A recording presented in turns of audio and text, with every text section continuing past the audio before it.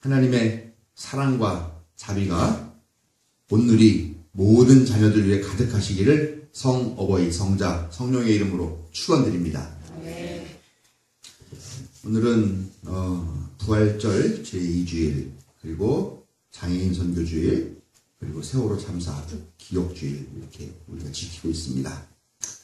우리가 지금 이 부활주일을 얼마 전에 지내면서 예수님의 부활, 또 우리들의 장차 있을 부활, 그리고 지금 당장 우리 가운데 일어나야 할 그런 부활들에 대한 그런 기쁨과 기다림을 마음에 새기고 있는데요. 한국에서는 여전히 세월호 문제, 또 장애인 문제, 이런 모든 문제들에 꽉 막혀있는 무덤 속에 있는 것 같은 그런 분위기인데, 우리 이런 모든 문제들이 예수님의 부활의 기적처럼 다 무덤을 열고 온전해지는 그런 기적의 역사들이 우리 가운데 있었으면 좋겠습니다. 영상을 오늘 좀 두 개를 보는 걸로 아마 설교가 좀 대체가 될 것 같기도 한데요. 우선 영상을 좀 보도록 하겠습니다. 불 좀.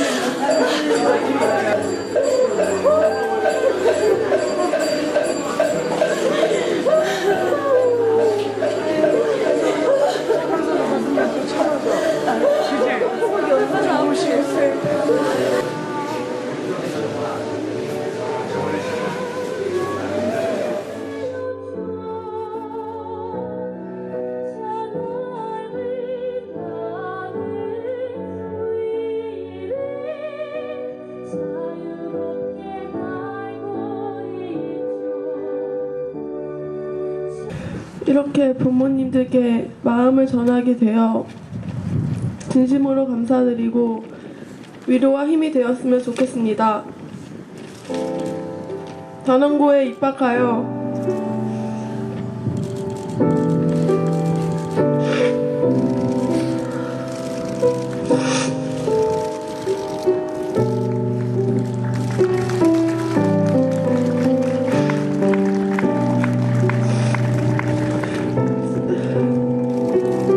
친구들과 함께하는 1년 2개월이라는 시간은 저에게 정말 큰 추억이었습니다. 처음 입학하여 처음 만났던 친구들과 바로 친해져 학교 가는 다음 날이 설렜고 같이 듣는 수업이 행복했고 야자를 하지 않아 같이 혼나는 시간마저 지금은 그립습니다. 고등학교에서 가장 큰 추억을 남기러 간 수학여행에서 이제 더 이상 그 친구들과 함께 할 수 있는 시간을 잃어버린 채 돌아왔습니다. 처음엔 그리워해야만 하는 마음이 너무 원통하고 힘들었지만 지금은 그 친구들을 알게 된 것, 같이 추억을 쌓았던 것, 그리워하는 마음을 가질 수 있는 것만으로도 감사합니다. 이렇게 소중한 친구들을 갖게 된 것에 감사했고 앞으로도 그럴 것입니다. 겪었으면 안 될 사건들을 겪은 후 저는 많은 생각이 들었습니다. 제가 만약 세월호에서 바닷속에서 돌아오지 못했더라면 잠도 못 주시고 밥 한 번 제대로 못 먹고 울고 있는 저의 가족들을 위해서 바라보면 정말 마음이 아팠을 것 같습니다. 그렇게 생각하니 모든 친구들도 저와 같은 마음일 거라는 생각이 들었습니다. 저는 가늠하지도 못할 그 상처가 얼마나 크실지 알고 있지만 부모님 스스로만이 아닌 위에서 아파하는 부모님을 보며 아파할 친구들을 위해 친구들이 편히 쉴 수 있도록 아프지 마시고 항상 건강하시길 간절히 바랍니다.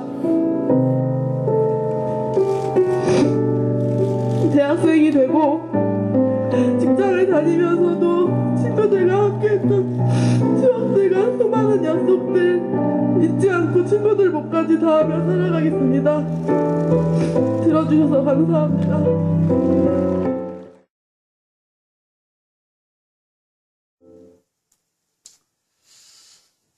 예, 이런 참사가 다시는 일어나서는 안 되고 또 이렇게 허무하게 간 생명들 왜 이런 죽음을 맞이했는가 진상이 속히 규명되길 바라고요. 영상을 또 한 편을 좀 더 보겠습니다.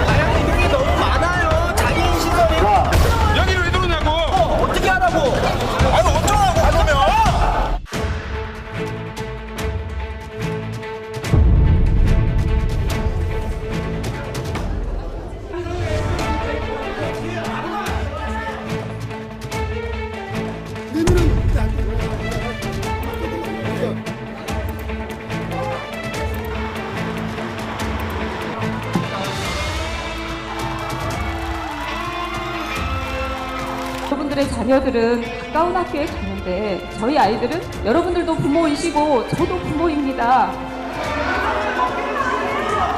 그럼 어떻게 할까요? 그런데 학교는 절대로 포기할 수가 없습니다. 우리 지역이 어느 지역입니까? 허준 테마거리가 있고 허준 박물관이 있고 어느 것이 효율성이 있느냐? 저기 방송이 있는다고 여기 의미해석이라고. 그럼 내가 꼭 하나 물어볼게요. 당신은 집 앞이다. 아니야. 이 강서구에 정말 주민 기피 시설이라고 하는 거는 쥐에 모여 있더라고요. 근데 여러분, 우리 아이들 너무 순수해요. 혐오 시설 아니에요, 절대로. 당신 하지 말고 조용히 하자. 혼내라고 저기 다 나가라고.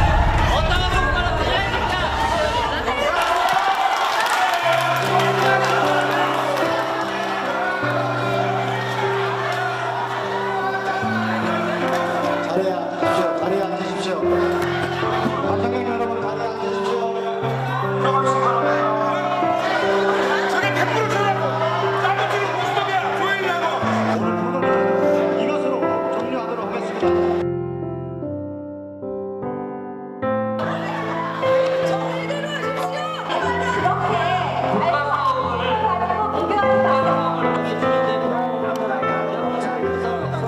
이후 과정에 대해서 상의를 그렇게 하도록 하겠습니다. 네, 고맙습니다.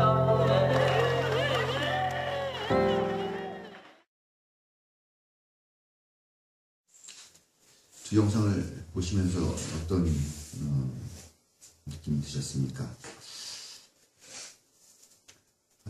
화도 좀 나고 마음이 너무 아프고 그러고 우리가 과연 이 당사자들의 마음을 이렇게 이해할 수 있을까 하는 생각을 계속 하게 됩니다. 지연이 어머니는 막 이렇게 울지도 않으시고 그 속이 울지 않는다고 해서 그 속이 여러 가지 생각들을 하게 되는 그런 주일입니다. 처참한 죽음을 앞두신 예수님의 심정은 어땠을까요? 제자들과 마지막 만찬을 나누시던 때에 예수님의 기분, 예수님의 마음은 어땠을까요? 그리고 잡히실 것으로 예상되는 올리브 산에서 가시는 그때의 마음, 그리고 제자들이 나를 배신할 거다라고 그렇게 제자들에게 알려주실 때의 마음, 세상이 저쪽 나도 나는 절대 주님을 배신하지 않을 겁니다 라고 장담하던 베드로의 말을 들으실 때의 심정은 또 어떠셨을까 하는 생각들을 해봅니다. 그리고 예수님은 하나님께 기도를 하죠. 기도하신 예수님의 마음이 오늘 성경 말씀 보니까 매우 놀라며 괴로워하기 시작하셨다 이렇게 얘기를 하고요. 제자들에게 말씀하시는데 마음이 근심에 쌓여 죽을 지경이다 이렇게 얘기를 하시면서 깨어서 같이 있어달라 이렇게 요청을 하십니다. 보니까 같이 기도해달라고 한 것도 아니에요. 그냥 같이 깨어서 있어달라고 그렇게만 말씀하셨죠. 예수님도 사람이신지라 두렵고 떨리고 가능하면 이 참혹한 죽음, 이 가장 극심한 형벌을 피하고 싶어 하셨죠. 그래서 하나님께 기도하시는데 될 수만 있으면 이 시간이 나에게서 비껴가게 해주십시오 하고 그렇게 기도를 하십니다. 그러나 예수님의 기도는 결국 어떻게 끝을 맺느냐, 나의 뜻이 아니라 아빠의 뜻대로 하십시오 그렇게 끝을 맺습니다. 아버지와 아빠는 어감이 좀 다르죠. 저는 그렇습니다. 제가 우리 아버지를 아빠라고 부르던 시절은 우리 아버지는 이 세상에서 가장 강한 분, 가장 대단한 분, 내가 전적으로 믿고 의지할 수 있는 그런 분이었던 것 같아요. 물론 제가 어려서 그렇겠지만.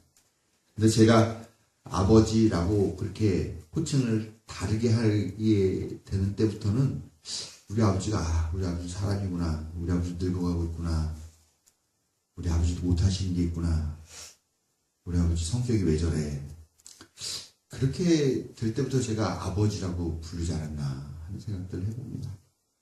그리고 이 아빠라는 호칭에는 정말 전적인 그런 의지, 또 전적인 신뢰의 그런 마음을 담은 호칭이 아닌가 생각하는데, 예수님은 결국 아빠의 뜻대로 하시라 하면서 자신의 기도를 그렇게 마무리하십니다. 하나님을 아빠라고 부르시면서 하나님의 뜻에 승복하고 복종하시기를 결심을 합니다. 근데 그 하나님의 뜻이라는 게 뭘까요? 내 뜻대로 하지 말고 아빠의 뜻대로 하십시오. 그 아빠의 뜻, 하나님의 뜻은 뭘까요? 결국 인류 구원의 길이죠. 새 생명의 길이죠. 새로운 세상을 우리에게 열어주시겠다는 그 약속이신 겁니다. 우리도 우리의 뜻이 아니라 하나님의 뜻에 승복하고 복종해야 할 것입니다. 그런데 오늘 마지막 절 38절 말씀을 보면은 이런 말이 나오죠. 마음은 원이로되 육신이 약하도다. 마음은 간절히 원하지만 근데 그걸 하지 못하는 이유가 있어요. 뭐냐? 육신이 약하기 때문에. 즉 마음은 어떻게 보면은 하나님의 뜻을 상징하는 단어이고요. 육신은 하나님의 뜻이 아니라 나의 뜻을 상징하는 그런 단어라는 것입니다. 육신, 우리의 뜻이라는 것은 결국 뭡니까? 우리가 생각하고 우리가 뜻하는 바가 뭡니까? 대부분 뭐예요? 너무 극단적일 수도 있겠지만 저는 우리의 생각이라는 것은 항상 우리 자신의 이익, 우리 자신의 탐욕을 따르는 길일 경우가 많다. 거의 대부분 그렇지 않느냐 생각합니다. 오늘 장로님도 마침 그런 기도를 해주셨죠. 우리 장애인의 날 이 세월호 결국은 우리의 탐욕 때문에 벌어진 일이 아니냐라고 하시는데요. 우리가 남들을 위하고 남들을 희생하는 것보다는 항상 오늘 남들을 짓밟고 남들보다 앞서가고 남들보다 더 많은 것을 가지려고 하는 그런 탐욕의 마음이 결국 육신의 뜻이고 우리의 뜻인 경우가 대부분이라는 것입니다. 실제로 우리는 매 순간 많은 갈등을 하죠. 우리 자신의 이익을 채우는 길 갈 것인가? 아니면 내가 뻔히 손해볼 걸 알면서 모두를 위해 모두가 기쁘게 될 수 있는 희생과 헌신의 길, 나눔의 길, 함께 가는 길 갈 것인가? 그는 어떻습니까? 우리는 대부분 우리 자신의 이익을 위한 선택을 하고요. 그런데 그 길은 결코 이 세상을 하나님 나라로 바꾸지 못하더라라는 것입니다. 오히려 우리의 선택은 더욱 이 세상을 지옥같이 만들고 더욱 더 치열한 경쟁으로 몰아넣기만 할 뿐이더라라는 것입니다.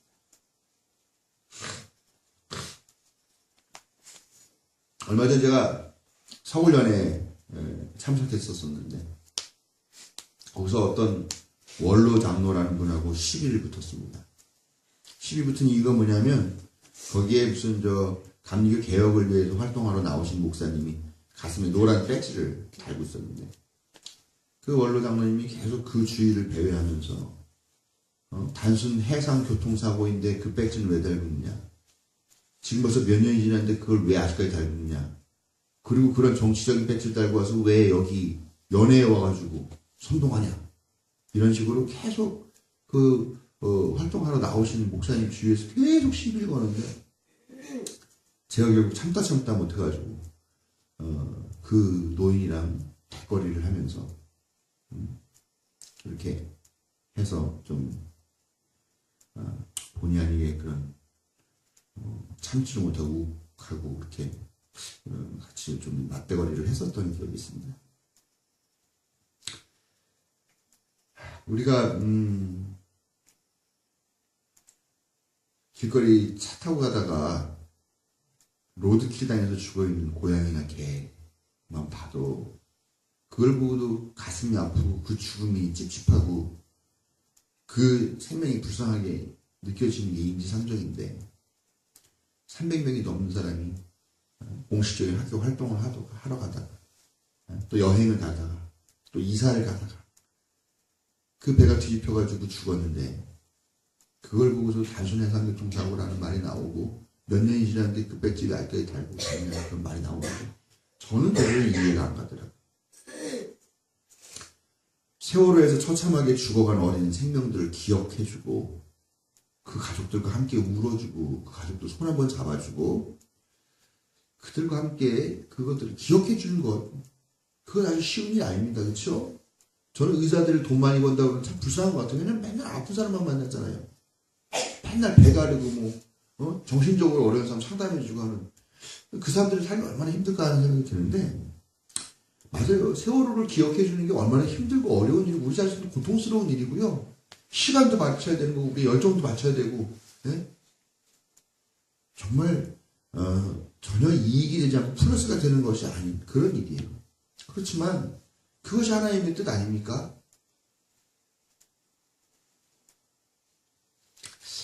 그런데 그거를 목사 또 장로 이런 또 기독교인들이 단순 해양교통 사고라고 얘기를 하면서 거기에 돌을 던지는 그런 마음들을 저는 이해할 수가 없습니다. 장애인과 그 가족들이 학교에 다니게 해달라고 하는 그런 요구가 사람이 살면 배워야죠. 얼마나 기본적인 욕구입니까? 근데 그 학교가 자기의 동네에 들어오는 건 안 된다는 거죠. 왜 안 된다는 겁니까? 왜 안 된다는 거예요? 집값 떨어지고 땅값 떨어지고 그 논리인 거죠. 한방병원이 더 낫다고.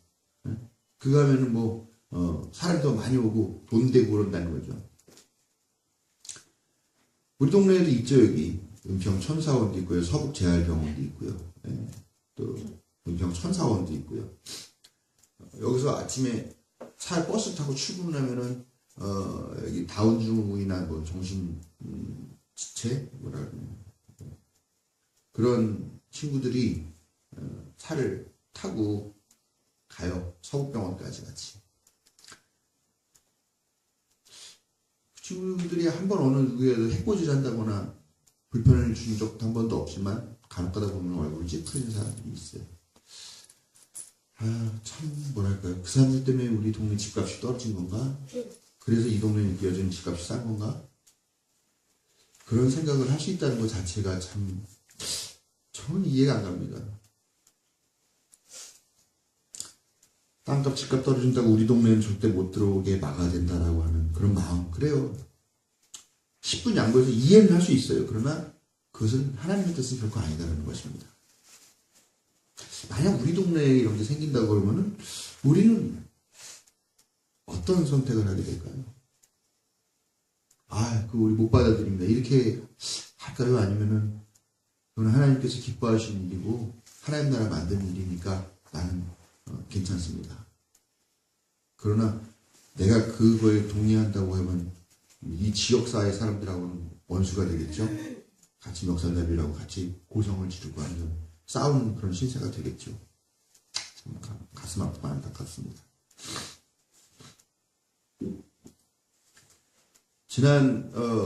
지지난 토요일인가요? 우리 청소년들 그 멘토링 하는데 그 연세대학교 대학 탐방을 했는데 그때 우리가 특별 강사라고 할까요? 이렇게 모신 분이 누구냐면은 양정숙이라는 어머니예요.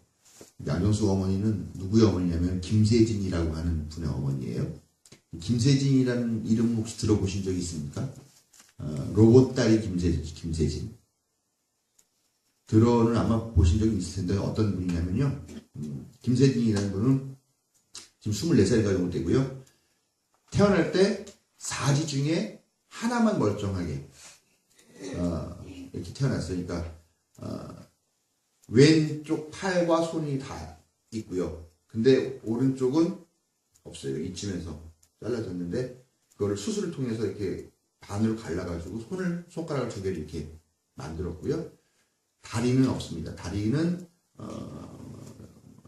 이 정강이 부분인가요? 예, 무릎 아래쪽으로는 없어요. 그래서 거기에다 로봇 다리 같은 식으로 만들어가지고 지금 활동을 하는데요. 이분이 어떤 분이냐면은 수영 세계 신기록 보유자 장애인 중에서요.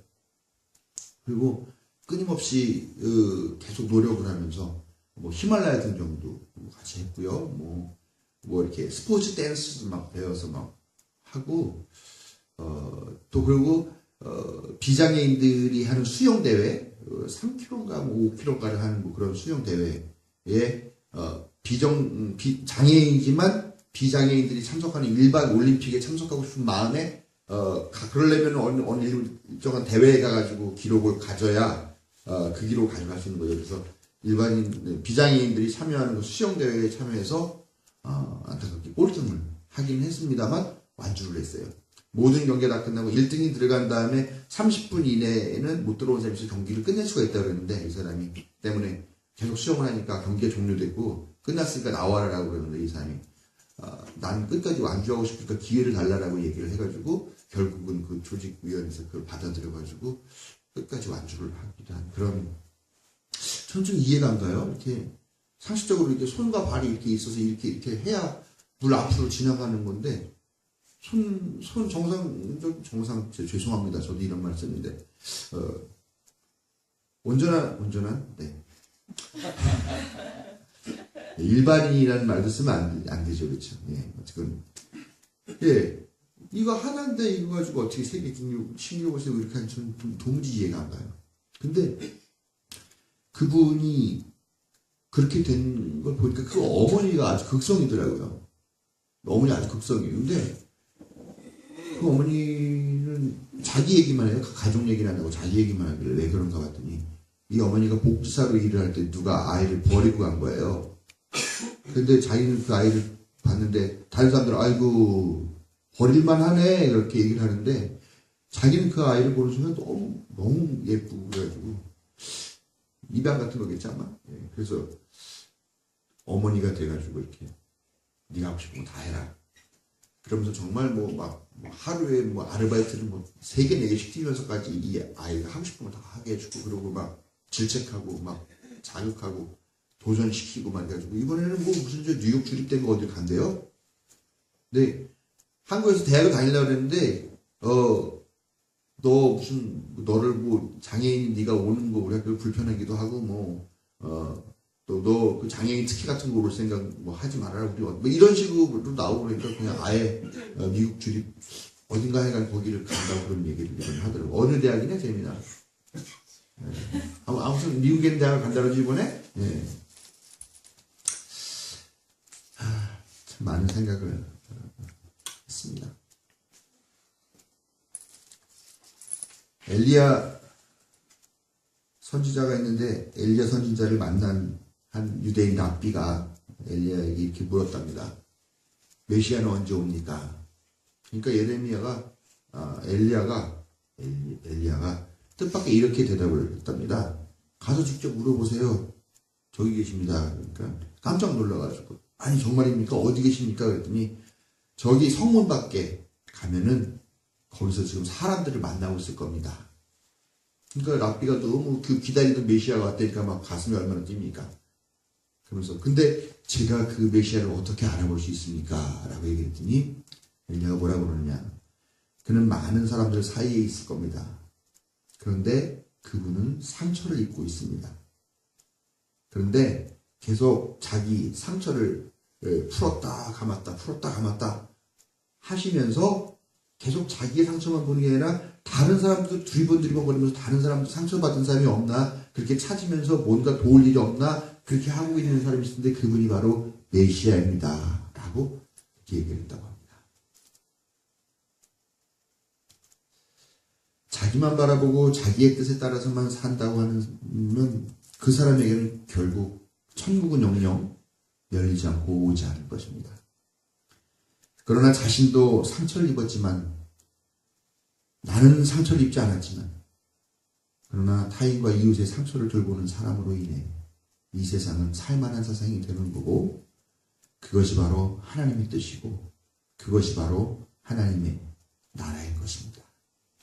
그리고 바로 그곳에서 부활의 역사가 일어나게 되는 줄을 믿으시기 바랍니다. 최영희 시인의 기도라는 시로 오늘 말씀을 마치고자 합니다.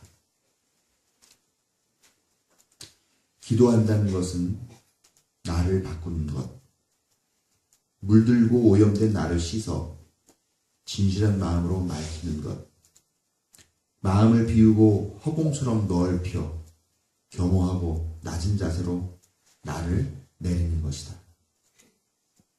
기도한다는 것은 지혜로워지는 것, 우주의 에너지를 내 안에 담아 잠자던 본성이 밝아지는 것, 자연의 이치를 깨닫고 받아들여 진리와 함께 충만해지며 평온하게 살아가는 것이다. 기도한다는 것은 나누어 주는 것, 바라고 비는 것이 아니라 의지를 키워 힘을 얻는 것, 너와 나를 허물어 자비를 베풀며 세상과 더불어 하나 되고자 사랑을 실천하는 것이다. 기도한다는 것은 큰 뜻을 세우는 것, 참회하고 원력을 굳건히 하여 다 같이 행복한 세계로 가는 것, 남의 고통이 나의 고통이 되고 남의 기쁨이 나의 기쁨이 되어 하나의 꽃으로 피어나는 것이다. 우리에게 하나님의 뜻을 따르고자 하는 믿음이 더욱 자라나기를 바라며 하나님이 함께 하시고 이끄시기를 축원드립니다.